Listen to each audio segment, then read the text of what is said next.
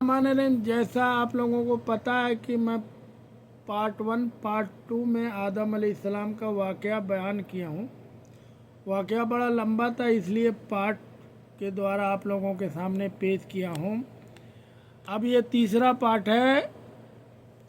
चारों तरफ नूर ही नूर थे। जब अल्लाह का हुक्म किया कि सजदे में गिर जाओ, सारे फरिश्ते सजदे में गिर गए। जब फरिश्तों ने सर उठाया तो देखा कि सिर्फ अजाजील खड़ा था और अजाजील के चेहरे पर नफ़रत और तकब्बुर साफ नज़र आ रहा था। तब अल्लाह ने फरमाया, ऐ अजाजील, तूने मेरा हुक्म क्यों नहीं माना?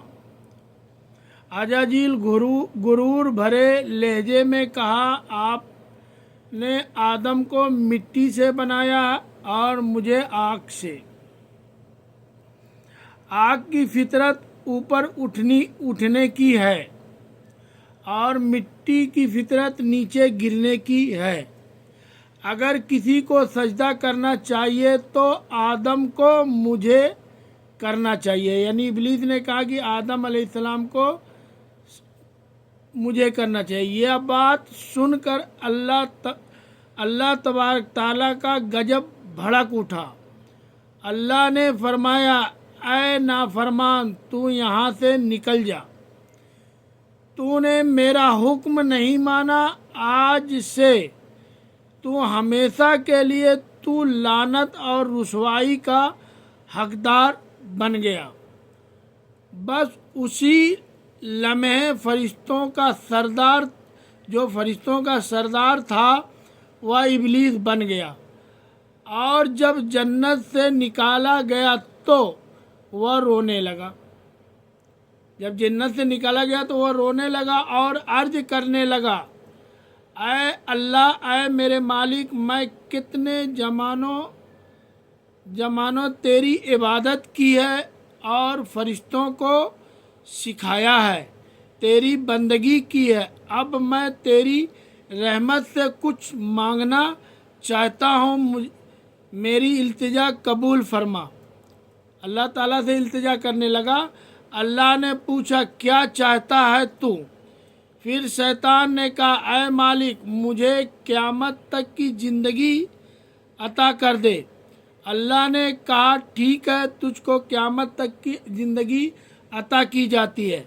फिर शैतान ने कहा, ऐ मालिक, आज मैं जिस बनी आदम की वजह से जन्नत से निकाला जा रहा हूँ, शैतान ने अर्ज किया, मुझे वह ताकत अता कर दे जिससे मैं बनी आदम के रगों और जिस्म में दाखिल हो सकूं।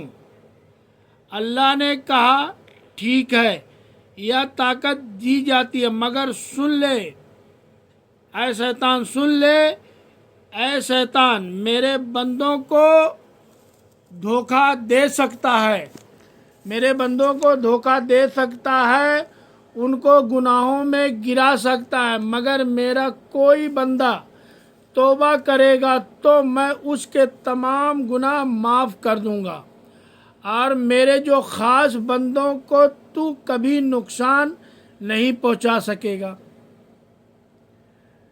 फिर शैतान पर लानत की गई और उसे जन्नत से निकाल दिया गया।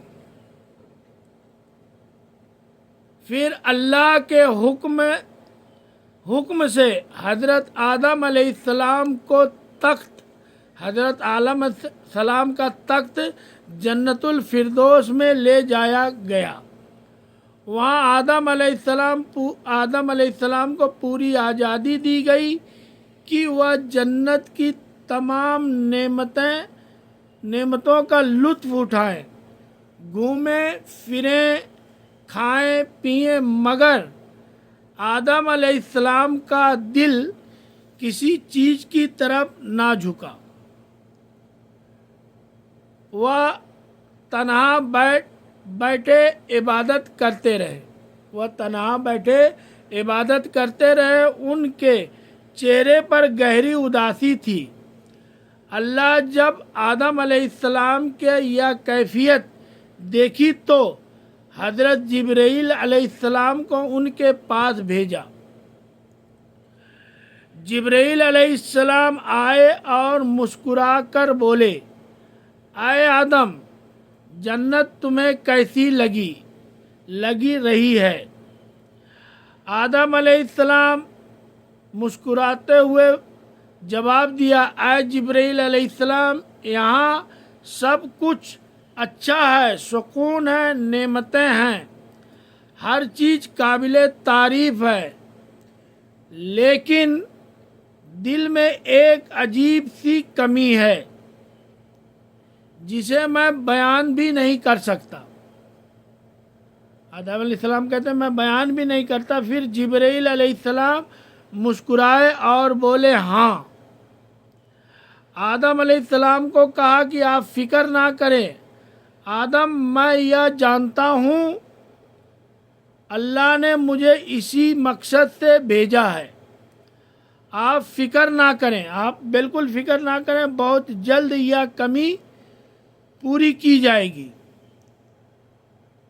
یہ کہہ کر جبرائیل علیہ السلام واپس لوٹ گئے۔